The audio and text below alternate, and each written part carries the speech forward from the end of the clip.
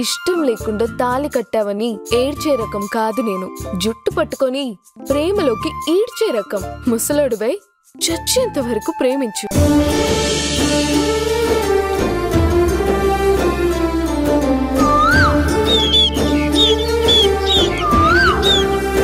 ఎక్కడికి రానమ్మా? చెప్తాను పద.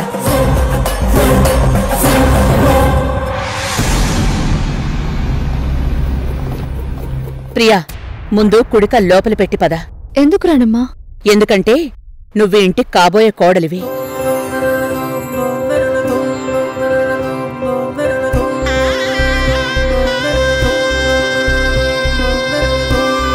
మొదటిసారి అడుగు పెడుతున్నావు కదా, కుడిక లోపలి పెట్టి పద.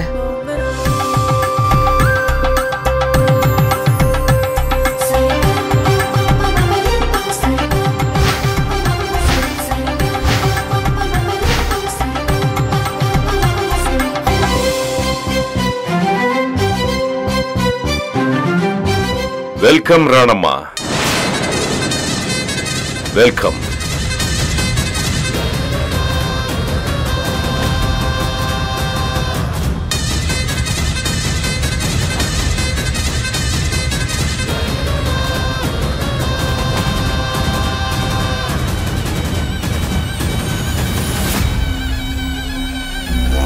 ఒంటరిగా వస్తావనుకున్నాను, తోడు తీసుకొచ్చావా? తను నాకు తోడు రాలేదు, నేనే తనకి తోడుగా వచ్చాను. అర్థం కాలేదు. మీకు అర్థమయ్యేలా వివరంగా చెప్తాను. ధర్మతేజ్ గారు, తన పేరు ప్రియా. నాతో పాటు ఆటో నడుపుకుంటోంది. నాకు బాగా కావలసిన అమ్మాయి. ఓ, ఈ అమ్మాయి గురించే మీతో మాట్లాడాలనొచ్చాను. తన గురించి నాతో ఏం మాట్లాడతావు? అసలు ఈ అమ్మాయి ఎవరో కూడా నాకు తెలీదు. తను మీ అబ్బాయి కృష్ణకి బాగా తెలుసు. మీ అబ్బాయి కృష్ణ ఈ అమ్మాయిని ప్రేమించి పెళ్లి చేసుకుంటానని చెప్పి మోసం చేశాడు.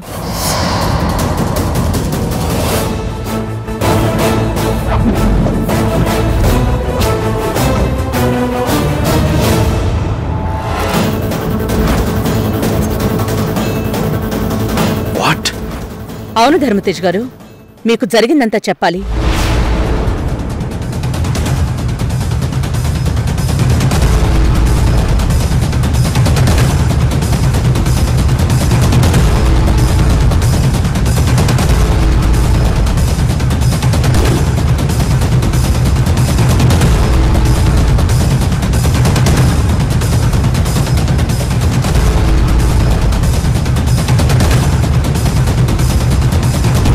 చాలా తెలివిగా మీ అబ్బాయి ప్లాన్ ప్రకారం తనని మోసం చేయాలని చూశాడు.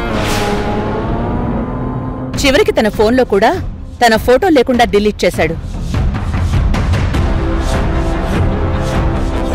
కానీ ఇదిగో, మార్వడి షాప్లో తాకట్టు పెట్టిన ప్రియా చైన్ని విడిపించినప్పుడు దొరికిపోయాడు. చూడండి.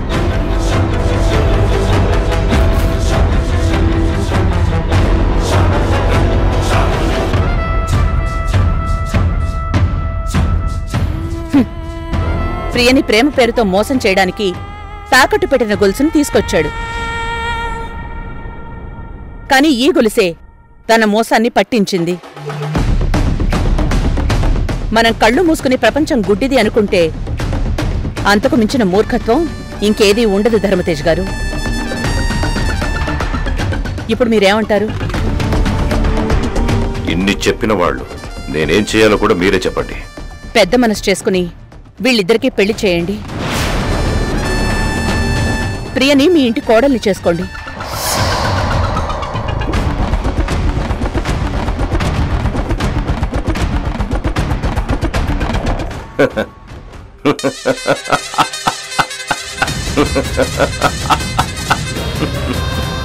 అంటే నువ్వు చెప్పిందంతా విని ఈ అమ్మాయిని కోడలుగా చేసుకోవాలా? అంతేగా? ఒక్కరోజు నా కారు తిరిగే పెట్రోల్ ఖర్చంతా ఉండదు ఈ అమ్మాయి సంపాదన.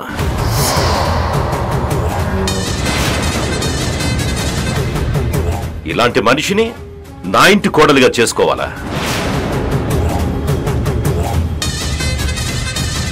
పిలవగానే రమ్మన్నాను కదా అని అడగగానే కోడల్ని చేసుకుంటాననుకున్నారా? దేనికైనా అర్హత అనేది ఉండాలి. ఈ అమ్మాయికి అర్హత ఉందా లేదా అనేది మీరు ఆలోచించుకోరా?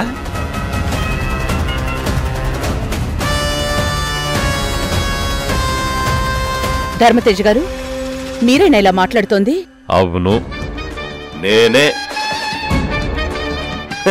నేనొక్కడే కాదు, ప్రపంచంలో ఎవరైనా ఇలాగే మాట్లాడతారు.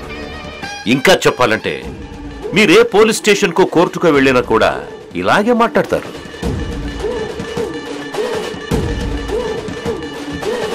అసలు వాడు నిన్ను మోసం చేశాడు అనడానికి సాక్ష్యం ఏది అంటారు. ఏం చెప్తావు? ఆడామగా పెళ్లి కాకుండానే లివ్ ఇన్ రిలేషన్షిప్ లో ఉంటున్న ఈ రోజుల్లో వీళ్ళిద్దరు ఇష్టపడే కలిశారు, అందులో నా కొడుకు తప్పేం లేదని కోర్టు తీర్పిస్తుంది. మరి దానికేం చేస్తారు?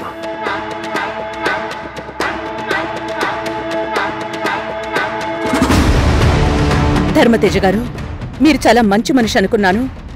ఒక ఆడపిల్ల పరిస్థితి గురించి చెప్తే అర్థం చేసుకుంటారు అనుకున్నాను గాని మీరిలా మాట్లాడతారని అనుకోలేదు. నేను మంచి మనిషినా? అలానెవరు చెప్పారు?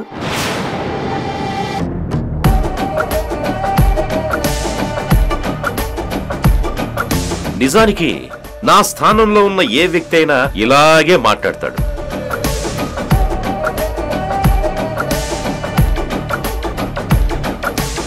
కానీ నేను అలా మాట్లాడడం లేదు.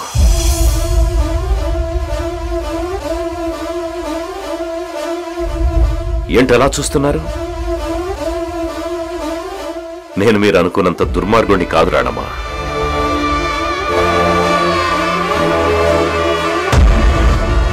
నా కొడుకు ఇలాంటి పనులు చేశాడంటే ఖచ్చితంగా నమ్ముతాను.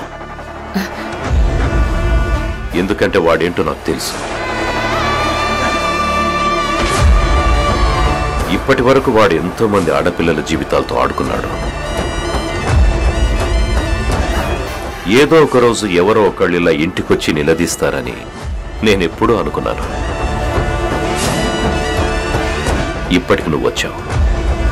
మరి ఈ అమ్మాయి విషయంలో మీరేం నిర్ణయం తీసుకుంటారు?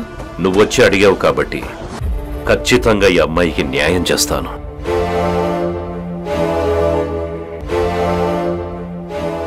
తనని నా ఇంటి కోడల్ని చేసుకుంటాను.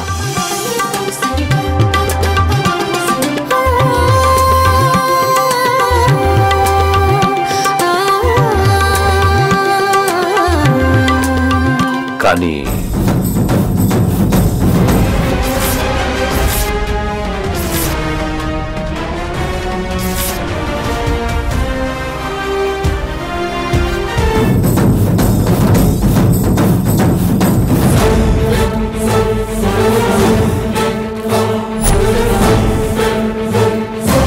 ప్రియా ఉంది కాబట్టి మనం అపరిచితుల్లో మాట్లాడుకోవాల్సి వస్తుంది.